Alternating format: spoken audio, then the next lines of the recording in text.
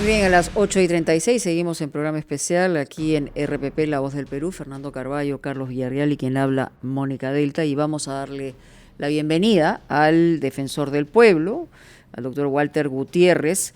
Ellos han tenido un pronunciamiento institucional respecto a la situación en la que está nuestro país. Evidentemente todavía no sale de esta crisis política tras la vacancia de Martín Vizcarra y la asunción de Manuel Merino, porque no hay mucha información respecto a quiénes se encargarán de los ministerios y sobre todo, en el caso específico del presidente del Consejo de Ministros, se ha anunciado extraoficialmente que sería Antero Flores Arauz. Estamos a la espera de la juramentación. Doctor Gutiérrez, bienvenido a este programa. Mónica, buenos días. Carlos y Fernando, buenos días. A ver, usted ha señalado, y el pronunciamiento también, que el Ejecutivo tiene que dar señales inmediatas, concretas, que garanticen la separación de poderes. Eso también le preguntaba al representante del Partido Morado. Es decir, queda claro que Manuel Merino no deja de ser congresista ni presidente del Congreso, sino que está en licencia, asumiendo la encargatura de la presidencia de la República según la Constitución. Y esto puede ser entendido como una concentración de poder entre el Ejecutivo y el Legislativo si es que no hay claras señales de separación. ¿Qué tendría que ocurrir para que la percepción y la realidad sean efectivamente, estamos hablando de un balance de poderes y no más bien de una concentración del poder? Mónica, creo que en más de una oportunidad hemos señalado en este mismo medio que la Constitución es un estatuto de poder que tiene como propósito precisamente designar claramente las competencias y limitar la concentración del poder.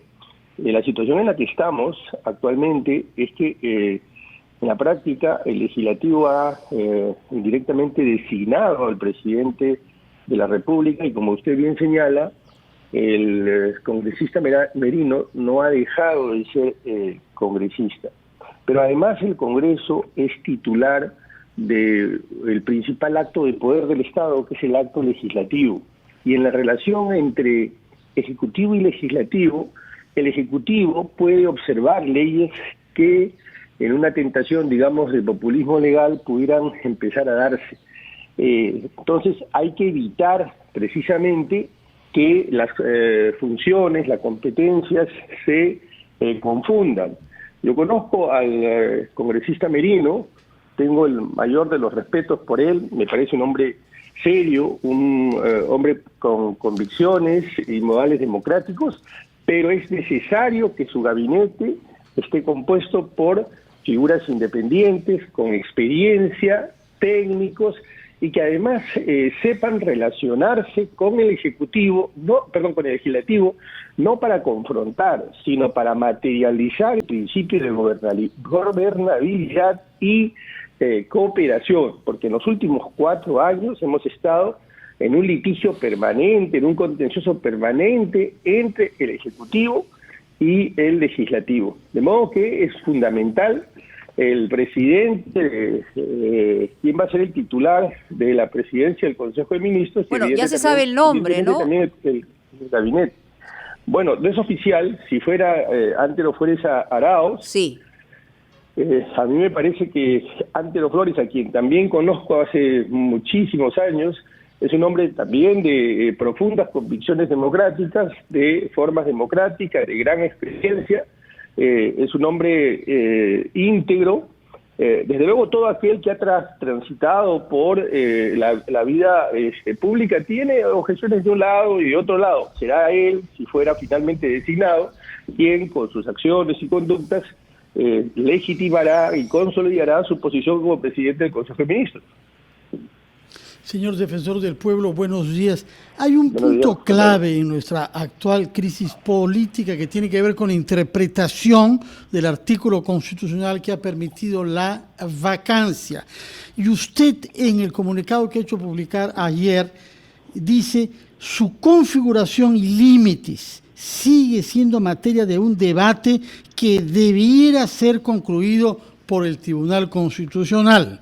Sin embargo, en la contestación competencial hecha por el Congreso con fecha de ayer, que leo, veo que hay un otro sí, decimos al final, en la que se dice: no resulta constitucionalmente admisible que se establezcan reglamentaciones por vía de interpretación o se introduzcan condiciones, limitaciones o cortapisas para su ejercicio como necesario mecanismo de control político por parte del Congreso de la República.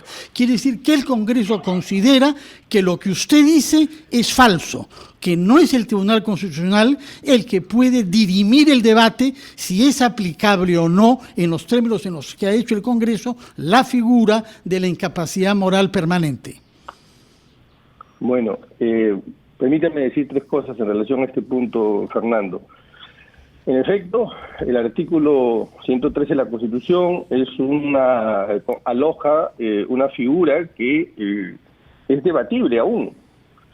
Hay posiciones de un lado y de otro, y para ambas posiciones se pueden encontrar ciertos fundamentos. Lo que dice nuestro texto es justamente eso, que tenemos una figura que aún sigue siendo controversial. Hay quienes señalan que adrede eso es una cláusula abierta porque aloja un juicio político, para lo cual lo único que se necesita es voluntad y votos. Hay otras posiciones que señalan que incluso en los juicios políticos, no solamente los judiciales, no solamente los administrativos, en los juicios políticos tienen que haber parámetros de objetividad, tiene que estar la razón detrás de eso, porque el derecho que vivimos actualmente es hija o hijo del racionalismo jurídico. No es la fuerza, sino es la razón detrás del derecho. Dicho esto, paso a contestar la segunda parte de su pregunta. En primer lugar, el Tribunal Constitucional siempre es competente, no es porque una de las partes se desista, una de las partes diga o interprete en un sentido o en otro y le señale qué es lo que tiene que hacer el Tribunal Constitucional. Yo, mientras converso con ustedes, recuerdo que Norberto Bobbio decía: todo acto jurídico es un acto finalmente de interpretación. O sea, no puede en un escrito señalarse que no cabe interpretación. Desafortunadamente el lenguaje, y también el lenguaje jurídico, es fuente de interpretaciones. Y el derecho está hecho del lenguaje, está construido del lenguaje. Y si queremos seguridad, precisamente tiene que haber una interpretación. Eso no va a eliminar el juicio político, lo que va a hacer es acotarlo, va a objetivizarlo. Sí. Adelante, muy cortito, Carlos, porque tenemos información, por favor. Doctor, ¿qué opinión tiene respecto a las manifestaciones que han habido ayer en las calles de Lima y en varias zonas del país en contra de la asunción de Manuel Merino, en contra de la vacancia y sobre todo la represión, ¿no?, que ha habido de parte de las fuerzas del orden a estas manifestaciones? El expresidente Vizcarra dijo que este gobierno carecía de legalidad y legitimidad y que esa legitimidad se la daba el pueblo. Bueno, en relación a las protestas, lo primero que hay que decir es que el derecho a la protesta es precisamente ese, un derecho, pero este derecho tiene que ser expresado sin violencia, con respeto. Doctor Gutiérrez, permítame abruptamente señalarle, pero justamente... Muy bien, agradeciendo y ofreciendo las disculpas del caso al doctor Walter Gutiérrez, que nos ha estado esperando, pero era importante esta confirmación ya oficializada por Antero Flores Arauz como presidente del Consejo de Ministros. Estará llevándose a cabo la ceremonia de juramentación en Palacio a las 12:30. Su comentario, primero para cerrar el anterior, doctor Gutiérrez, pero también sobre lo dicho por Flores Arauz. Bueno, en relación a la pregunta de Carlos respecto a las marchas que se han venido realizando tanto en Lima como a nivel nacional, reiterar que la protesta es un derecho, pero este debe desarrollarse pacíficamente, sin agredir a terceros, respetando el orden, la propiedad, y que en ese marco la policía tiene que hacer un uso debido de la fuerza, no puede excederse en este uso, más allá de lo razonable, para evitar el daño personal o material, o restablecer el orden. Quiero decir que la Defensoría ha estado a nivel nacional en todas y en cada una de las protestas, justamente para garantizar, preservar que esta situación se dé, e incluso hemos estado en las comisarías para ver la situación de los detenidos. Esto es lo que le puedo decir en relación a las protestas. Es una manera de expresión, pero ya corresponderá al Ejecutivo que estas situaciones se vayan poco a poco amainando, calmando. Sobre lo dicho por el doctor Flores Arauz, no solamente la oficialización, sino, digamos, su primera visión respecto a los próximos días. Bueno, me parece que el doctor Arauz entiende claramente que estamos en una severa crisis política, una crisis institucional, y que es el momento de hacer un esfuerzo por dar tranquilidad y establecer, como decíamos al inicio, una clara señal de división de poderes, de control de competencias, poner en la agenda el no olvidar, no omitir que estamos en el marco de una crisis sanitaria y que necesitamos detener la posibilidad de estragos enormes de la segunda ola, tener acceso a la vacuna, planificar bien la vacunación masiva cuando esta esté en el Perú, reactivar la economía. Yo creo que el gabinete Flores Arauz, liderado por él, tiene claro cuál es la agenda.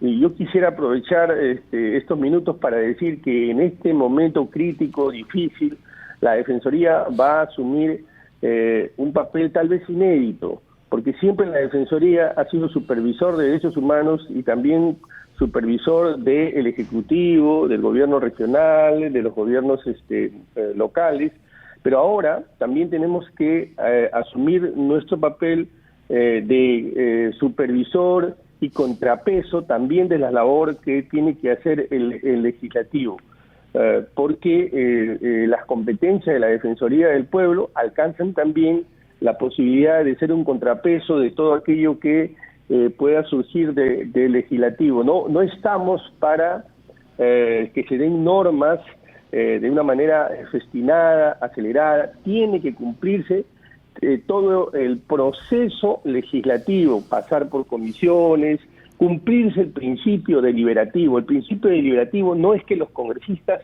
deliberen solamente, ellos son simplemente nuestros representantes, nosotros somos sus mandantes, y por lo tanto cuando se habla del principio deliberativo, eso significa que todas las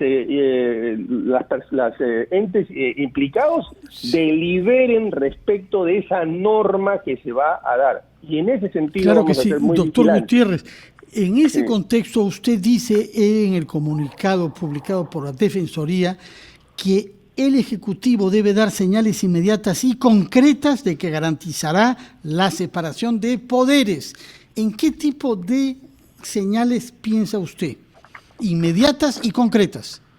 Bueno, la primera creo que ya la anunció el nuevo presidente del Consejo de Ministros. Ningún congresista debería formar parte del gabinete. Segundo, los integrantes deben ser personas con experiencia, personas técnicas y además con capacidad para interrelacionarse con el Congreso. Fernando, en los últimos 4 años ha habido un conflicto permanente entre el Ejecutivo y el Legislativo. Esto quiere decir que algo anda mal, y precisamente por eso es una tarea del Tribunal Constitucional dar los alcances del artículo 113 de la Constitución. Pero para regresar a su pregunta, concretamente, en estos 5 u 8 meses que tenemos, lo fundamental es que se note la división de competencias y los contrapesos. Es importante. Muy bien, doctor Walter Gutiérrez, muy amable por los minutos concedidos a nuestra programación especial en RPP La Voz del Perú. Vamos a una pausa, ya regresamos.